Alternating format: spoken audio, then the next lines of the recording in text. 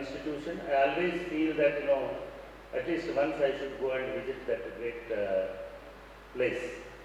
So, I thank Chess Network, and also I thank my brother. You are a very dynamic and experienced Vice Chancellor, A. Govardhan Garu. And also, you have another very insightful, knowledgeable person in your institute. That is our Murali Darshan, Dr. Murali Darshan. Dr. Murali Darshan is also, he is having knowledge of present market as well as the future markets also. Ladies and gentlemen, and the children particularly, I feel it is a proud privilege to me to be here along with our friend Sanjay and Kishore Reddy for this inaugural event of Chess Network. It is a great kind of pleasure to me. ఇందాక అమ్మాయిలాగా నేను English మాట్లాడకపోవచ్చు, ఎందుకంటే Basar is known for that kind of protocols. She, while introducing me, she was referring about Telangana State Public Service Commission. Yes, I am fortunate to be the first chairperson of Telangana State Public Service Commission. But again, I am very fortunate to interact with Basara IIIT Rajiv Gandhi Institute of Knowledge and Technology during interview process. In 2016 probably, we notified 56 civil engineer posts, executive engineer posts, and we have conducted interviews for 1 month to 2000 students, 2000 job seekers. The very striking and very energetic interview session was always with Basara students. Basara students వచ్చినారంటే interview తీసుకునేటువంటి experts alert అయ్యేవాళ్ళు, వీళ్ళతో ఎట్లా మాట్లాడాలి, ఎట్లా అంటే ఏ level of questions అడగాలి. నేను JNTU, our brother was the registrar of JNTU during those days, and he was a professor over there. వాళ్ళని తక్కువ చేయడం తెలుసుకోలేదు, ఉస్మానియాని తక్కువ చేయడం తెలుసుకోలేదు, కానీ బాసరని కొంచెం ఎక్కువ చేయదలుసు. ఎందుకంటే అటువంటి ఒక vibrant personality, dynamism, critical thinking, ఇదంతా బాసర IIIT పిల్లల సొంతం అని చెప్పేసి నేను అనుకుంటున్నాను. ఆ మాట చెప్పడం కోసమే నేను హైదరాబాద్ నుంచి ఇక్కడికి వచ్చాను. You got a wonderful place and wonderful methodology and the course structure కానీ, లేదా మీకు ఇస్తున్నటువంటి ఇన్పుట్స్ కానీ, ఒక గ్లోబల్ కరికులం ఫ్రేమ్వర్క్ని ఒక 10 ఏళ్ళు 12 ఏళ్ళ క్రితమే 15 ఏళ్ళ క్రితమే డిజైన్ చేసి ఇక్కడ ఇంప్లిమెంట్ చేస్తున్నారు. So be proud of your institution. ఇది ఒక గొప్ప విద్యాలయం. That was the first reason to accept to come over here on this occasion. And the second issue is, this effort of this Chess Network also. ఇవాళ రేపు mobile phones వచ్చిన తర్వాత, data free అయిపోయిన తర్వాత, లేదా డేటా చీప్ అయిపోయిన తర్వాత, mobile network usage అనేటువంటిది విపరీతంగా పెరిగింది. ఈ మొబైల్ అనేది కనిపెట్టక ముందు విద్యార్థులు ఏం చేసేవాళ్ళు ఒకసారి మీరు ఆలోచించండి. విద్యార్థులే కాదు, ప్రజలు ఏం చేశారు? మొబైల్స్ వచ్చిన తర్వాత we are spending at least on an average 5 hours on mobile. మన నిద్రపోవడం, చదువుకోవడం నిద్రపోగా ఒక 5 గంటలు every student between the age groups of 18 to 26 they are spending minimum 5 hours, average 5 hours on mobile. ఇదే ఏజ్ గ్రూప్ వాళ్ళు మీ father ఏజ్లో ఉన్నప్పుడు, మీ father మీ ఏజ్లో ఉన్నప్పుడు ఏం చేశారు? డెఫినెట్గా ఆ జనరేషన్ మోర్ క్రియేటివ్ వర్క్ చేసేటువంటి వాళ్ళు. జస్ట్ మనం వాడు డేటాని ఫాలో అయ్యి, ఆ వీడియోలు ఫాలో అయ్యి, వాట్సాప్లు ఫాలో అయ్యి, యూట్యూబ్లు ఫాలో అయ్యేటువంటి పనికి మాలిన పని మాత్రం చేసేవాళ్ళు కాదు. ఇందాక వీడియోలో చూసినాము, ఆ వీడియోలో పిల్లలు చెస్ దగ్గరికి వస్తున్నారు, ఆ మూలకు క్రికెట్ ప్లాస్టిక్ క్రికెట్ కిట్ కనబడతాం, వికెట్స్, బ్యాట్స్, బాల్స్. నేను రెండవ అభియోగం ఏంటంటే మొబైల్ కంటే ముందు క్రికెట్ వచ్చి కూడా కొంత పిల్లలను జడగొట్టింది, వాళ్ళ టైంని తినేసిందని అనుకుంటున్నాను. మరి అంతకుముందు ఏముండేది? అంతకుముందు what kind of entertainment, what kind of games, sports. నిజానికి ప్రతి మనిషికి కూడా కేవలం చదువు మాత్రమే కాకుండా జ్ఞానాన్ని పెంచేటువంటి అనేక విద్యలు అవసరం. చదువు అనేది ఒకే విద్య, ఒకే మార్గంలో మిమ్మల్ని ప్రయాణం చేయడానికి పనికొస్తుంది. కానీ చదువుతో పాటు సామాజిక పరిస్థితులను అర్థం చేసుకుంటూ మన మానసికంగా ఎదుగుదలకు కావాల్సినటువంటి ఆటలు ఆడడం అనేటువంటిది చాలా చాలా చాలా అవసరమైనటువంటి. అంటే చాలామంది తెలియకపోవచ్చు, కానీ గ్రామాలలో గిల్లిదండ నుంచి మొదలుపెట్టి, వాలీబాల్ నుంచి మొదలుపెట్టి, బాస్కెట్బాల్ అనేది కొంత అర్బన్ గేమ్ అయినప్పటికీ, షటిల్ లాంటి వాటితో మొదలుపెట్టి, ఇవన్నీ ఫిజికల్గా మనిషిని యాక్టివేట్ చేయడమే కాకుండా మెంటల్గా ఫోకస్డ్గా ఉండడానికి ప్రయత్నం చేసేటువంటి గేమ్స్. అంటే ఒక చిన్న కర్రతో ఇంకా చిన్న కర్రని ఇక్కడి నుంచి కొడితే ఎంత ఫోర్స్తో, ఎంత స్పీడ్తో, ఎంత ఫోర్స్తో కొడితే ఎంత స్పీడ్తో వెళ్తుంది, ఈ క్యాలిక్యులేషన్ అంతా కూడా మనకు సింపుల్ ఆటలాగా కనబడుతున్నప్పటికీ చాలా మెటిక్యులస్ అండర్స్టాండింగ్ ఉంటే తప్ప సాధ్యమయ్యేటువంటి కాదు గిల్లిదండ అనేటువంటి ఆట.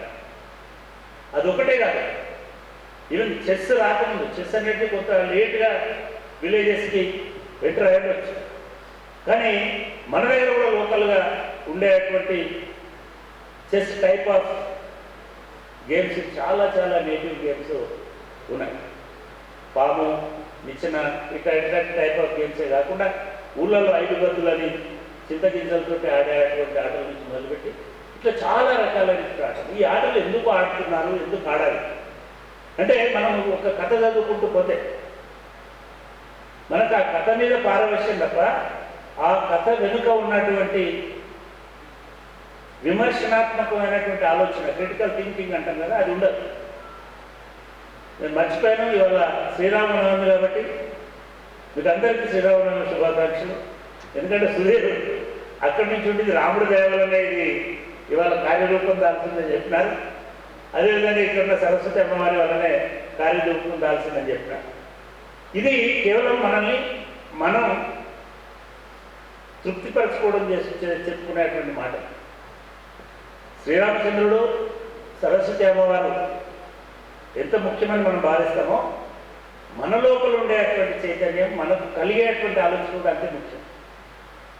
శ్రీరాముడి దయ ఉన్నా కూడా సుధీర్ లాంటి ఆలోచన పరుడు లేకపోతే చేస్తారు వాళ్ళ ఈ కార్యరూపం ధరించేది కాదని నేను అంటున్నాను. అంటే మానవ ప్రయత్నం లేకుండా, మన ప్రయత్నం లేకుండా ఇటువంటి ఈవెంట్స్ జరగవు. ఎందుకంటే ఇది మర్చిపోయినటువంటి, జ్ఞాపకంగా ఉన్నటువంటి ఆట.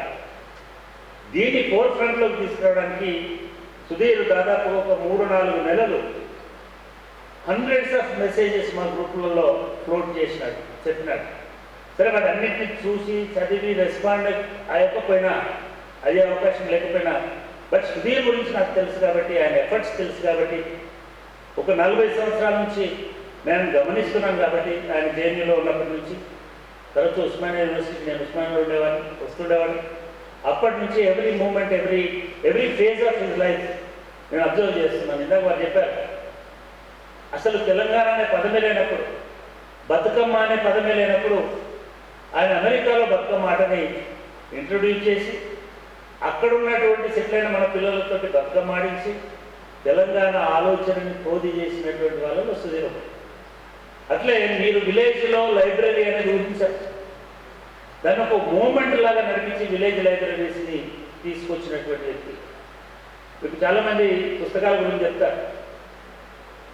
The old man who sold his Ferrari అని ఒక నవల ఉంది, శర్మ అనుకుంటా.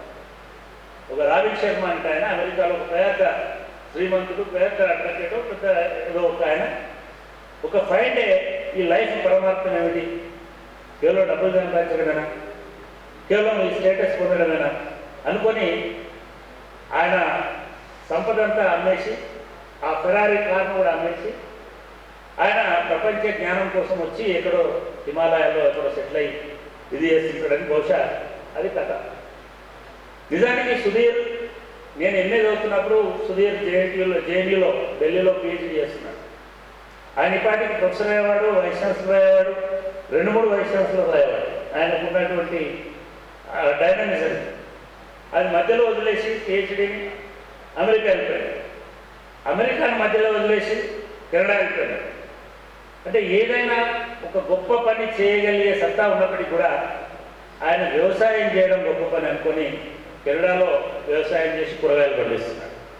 అని దట్ ఈస్ ద లైఫ్ని ఎట్లా చూస్తున్నాం. ఇది ఎప్పుడు వస్తుంది అని అంటే మన ఆలోచనలను కేవలం ఇందాక అనుకున్నట్టుగా మనం పొద్దున్న లేచి రాముడి పాటలన్నీ వింటున్నాం. మార్నింగ్ నేను వాట్సాప్ ఓపెన్ చేయగానే శ్రీరామనవమి శుభాకాంక్షలు, జగదానంద కారక, ఇట్లాంటి పాటలన్నీ మారుమవుతాయి. అంటే కేవలం ఆ పాటలనే వినుకుంటూ పోతే మాత్రం మనకి జ్ఞానం అంటున్నట్టు కాదు.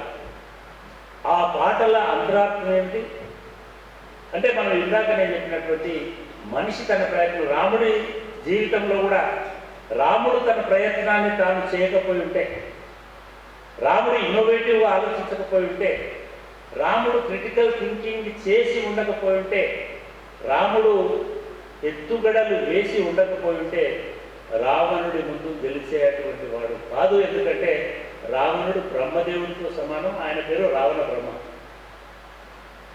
అనేక రకాలైనటువంటి ఎత్తులు, అనేక రకాలైనటువంటి మలుపులు, అనేక రకాలైనటువంటి చిన్న చిన్న వ్యూహాలతోటి రాముడు విజయం సాధించింది. చెస్లో కూడా మీకు అది కనబడతా ఉంటుంది. చెస్లో మీరు హాల్లో ఇక్కడ కూర్చున్నటువంటి వాళ్ళు మామూలుగా ఉండేటువంటి బిఏ స్టూడెంట్స్ లేకపోతే డిగ్రీ కాలేజ్ స్టూడెంట్స్ అయితే అందరూ వచ్చి ఇక్కడ కూర్చునేవాళ్ళు. అక్కడ ఆ మూలకు గుర్రాల మాదిరిగా కొంతమంది కూర్చున్నారు, ఆ చివర ఏనుగుల మాదిరిగా కొంతమంది కూర్చున్నారు. పాపం సైనికులందరూ ముందర కూర్చున్నారు. ఐ మీన్ ఎట్లా ఉంటుంది చూడండి మీరు స్ట్రాటజీ, మీ ఆలోచన. అంటే మనం పని చేసే దాంట్లో మన మెదడులో, మన ఆలోచనల్లో ఎన్ని రకాల వ్యూహాలు మనం విజయం సాధించడానికి అవసరమో అన్ని రకాల వ్యూహాలు చెస్లో ఉంటాయి. మన ఎదురుగా ఉన్నప్పటికీ కూడా మీరు మంత్రిని మీరు డైరెక్ట్గా పోయి చంపలేదు. మీ ఎదురుగా ఉన్నప్పటికీ కూడా ఒక ఎలిఫెంట్ని లేదా ఒక హార్స్ని మీరు ఇమ్మీడియట్గా చంపలేదు. మీ ఎదురుగా ఉన్న నేరుగా మీరు వెళ్ళలేదు, మరి ఎల్ షేప్లోకి వెళ్ళి వెళ్ళాల్సి వస్తుంది. అంటే మీరు మొత్తం చెస్ని కనుక మీరు మీ పర్సనల్ సక్సెస్కి ఆపాదించుకుంటే, అందుకే ఇందాక వారు ఎవరో చెప్పారు, మురళి గారు అనుకుంటాను నేను, ఎప్పుడు కూడా అన్ని యుద్ధాలు, అన్ని ప్రయత్నాలు మనం గెలవడానికి మాత్రమే చేయరు. కొన్నిసార్లు మన ఆలోచనల్ని పదును చేయడానికి కూడా, పదునుపరచుకోవడానికి కూడా చేస్తుంటాం. అందుకే అన్నారు, ఇది గెలవడానికి ఆడేటువంటి ఆట కాదు, ఇది ఆలోచించడానికి, పదునెక్కడానికి, వ్యూహం పండడానికి. అంటే మీ మైండ్ని కొన్ని లక్షల రెట్లు, వేల రెట్లు మీరు ఒక వీడియో చూసుకుంటూ కూర్చుంటే, లేదా ఒక భక్తి పారవస్యంలో ఉంటే, లేదా ఒక ప్రేమ పాట కథ వింటుంటే మీ లైన్ అంతా, మీ దృష్టి అంతా, మీ ఆలోచన అంతా, మీ కాన్సన్ట్రేషన్ అంతా ఒకటే అంశం మీద ఉంటుంది. కానీ మీరు చేసి ఆడితే ఒక 5 రకాల అంశాల మీద, 5 రకాల వ్యూహాల మీద మీ మెదడు పనిచేస్తుంది. కాబట్టి ఇటువంటి గేమ్ని తీసుకురావడం అనేటువంటిది చాలా చాలా అభినందనీయం. నేను వారిని మనస్ఫూర్తిగా అభినందిస్తున్నాను. దానికి ఒక వేదికలాగా ఈ బాసర ట్రిపుల్-ఐటీని మలిచినటువంటి మా సోదరుడు గోవర్ధన్ గారిని నేను కూడా ఈ సందర్భంగా మనస్ఫూర్తిగా అభినందిస్తున్నాను. ఎందుకంటే ఇవాళ రేపు యూనివర్సిటీలు ఆలోచనలకు వేదికలుగా ఉండకూడదని పాలకులు భావిస్తున్నారు. యూనివర్సిటీలో ఆలోచన రాకూడదు, యూనివర్సిటీ బ్లైండ్గా ఫాలో అయిపోవాలి. అటువంటి దశలో బ్లైండ్గా ఫాలో అవ్వాలంటే ఏం చేయాలంటే మీకు ఒక మంచి ఏమంటుందని థియేటర్ కట్టాలి, దానిలో ఒక టీవీలు పెట్టాలి. ఆ టీవీలు పెట్టి తెలుగు పాటల్ని బాలకృష్ణని లేకపోతే గొడ్డలతో కాదని కత్తులతో పాటలు కంటే చూపుతో చంపేస్తారంటే డైలాగులు పెట్టి మనందరం మీరు విజిల్స్ చేసుకుంటూ ఆ మాన్యాలో పడిపోతా ఉంటాం. అట్లాగే లేదేదో ఇట్లాంటి సినిమాలు వేసి మనల్ని ఒక పూనకం వచ్చేటట్టుగా చేసేటువంటి పనులు చేస్తే యథార్థ స్థితి ఉంటుంది. కానీ మీ వైస్ ఛాన్సలర్ గారు మీ లోపల కొంత ఆలోచనను పెంచాలనుకున్నారు, మీకు ఒక క్రిటికల్ అప్రోచ్ నేర్పించాలనుకున్నారు, మీకు జీవితానికి పనికొచ్చేటువంటి తార్కికతతో కూడుకున్నటువంటి ఎత్తులు నేర్పించాలనుకున్నారు. కాబట్టి ఈ ఆటను మీతో మొదలు పెడుతున్నారు, మీ దగ్గర నుంచి మొదలు పెడుతున్నారు. ఇది నిజంగా కూడా మరొకసారి వారిని అభినందిస్తూ, మీరు ఎక్కువసేపు మేము ఇప్పటికే లేట్ అయింది, ఇంకా ఉపన్యాసాలు ఇస్తే కష్టమవుతుంది. కాబట్టి నేను సంజయ్కి నేను ఒక హామీ ఇస్తున్నాను, సుధీర్ కూడా. మీరు హైదరాబాద్కి రండి. హైదరాబాద్లో జూబ్లీహిల్స్లో మన దగ్గర అద్భుతమైనటువంటి ఇన్ఫ్రాస్ట్రక్చర్ ఉంది. మాకు సేమ్ నాకు వీళ్ళు మా యంగర్ బ్రదర్ ఫ్యామిలీ లాగా కనిపిస్తుంది. ఎందుకంటే ఇక్కడ 18 ఏళ్ళు 22 ఏళ్ళ పిల్లలందరూ అన్ని జిల్లాల నుంచి అన్ని మండలాల నుంచి ఈ యూనివర్సిటీలో ఉన్నారు, ఈ రాజీవ్ గాంధీ యూనివర్సిటీలో ఉన్నారు. మా దగ్గర మేము మీ అన్నలం ఎందుకంటే మీ అన్నల వయసులో, అక్కల వయసులో, నాన్నల వయసులో, అమ్మల వయసులో ఉన్నటువంటి వాళ్ళందరూ మా యూనివర్సిటీలో ఉంటారు, అంబేద్కర్ ఓపెన్ యూనివర్సిటీలో. అంబేద్కర్ మీరు 10,000 మంది ఉన్నారు ఒక బ్యాచ్లో అనుకుందాం, ఒక క్యాంపస్లో. మా దగ్గర 1,00,000 మంది ఉంటారు. ఈ 1,00,000 మంది నేను చాలాసార్లు చెప్తుంటా, సగర్వంగా చెప్తుంటా, మా ప్రజెన్స్ అనేది తెలంగాణలో ప్రతి గ్రామంలో ఉంది. అంబేద్కర్ ఓపెన్ యూనివర్సిటీ విద్యార్థి లేని గ్రామం తెలంగాణలో లేదు. సార్ నేనేమంటున్నానంటే మీరు మా దగ్గరికి వస్తే మీరు కూడా తెలంగాణ ప్రతి గ్రామానికి వెళ్ళినట్టే. రెండవది, ఇక్కడ ఇవాళ మీరు ప్రైజ్లు ఇస్తున్నారు. ఇక్కడ ఈ కాంపిటీషన్ తర్వాత మీరు ఇట్లాగే ఇంకొక 4-5 క్యాంపస్లలో కూడా పెట్టి ఈ అన్ని టీంలని హైదరాబాద్ పట్టుకురండి. ఆ టీంలని, ఆ బ్యాచ్ని, ఆ టోర్నమెంట్ని మేము హోస్ట్ చేస్తాం. మేము అంబేద్కర్ ఓపెన్స్లో హోస్ట్ చేస్తాం. సో అక్కడ ఒక నేషనల్స్ ఆడేటువంటి అవకాశం, స్టేట్ లెవెల్ ఆడేటువంటి అవకాశం కూడా మనం వీళ్ళకు కల్పిద్దాం. మీ ప్రయత్నానికి మేము కేవలం ఒక రెస్పాన్స్ లాగా మాత్రమే నేను ప్రతిపాదన చేస్తున్నాను. ఇది ఇంకా గెలిచి ఇంకా విస్తృతమై ప్రతి గ్రామంలో, ఎందుకంటే చావట్లను ఉండేది, చావట్లో కూర్చున్నారు అనేవారు, ప్రజలు కూర్చొని అష్టచెమ్మ ఇట్లాంటి కొన్ని ఆటలు ఆడుతుండేవారు. అట్లా ఒక 5 ఏళ్లలో 10 ఏళ్లలో ప్రతి గ్రామంలో ప్రజలు చెస్ ఆడుకునేటట్టు చేయగలిగితే అసలు ఈ సమాజాన్ని, తెలంగాణని కొంత ఆలోచనలతో కూడుకున్నటువంటి తెలంగాణ. లేకపోతే అందరూ యూట్యూబ్లో, మన యూనివర్సిటీలకు రాని వాళ్ళందరూ యూట్యూబ్ యూనివర్సిటీలోకి పోతున్నారు, వాట్సాప్ యూనివర్సిటీలోకి పోతున్నారు. వాట్సాప్ యూనివర్సిటీలో ఇట్లా తర్కించుకునేటువంటి అవకాశం ఉండదు.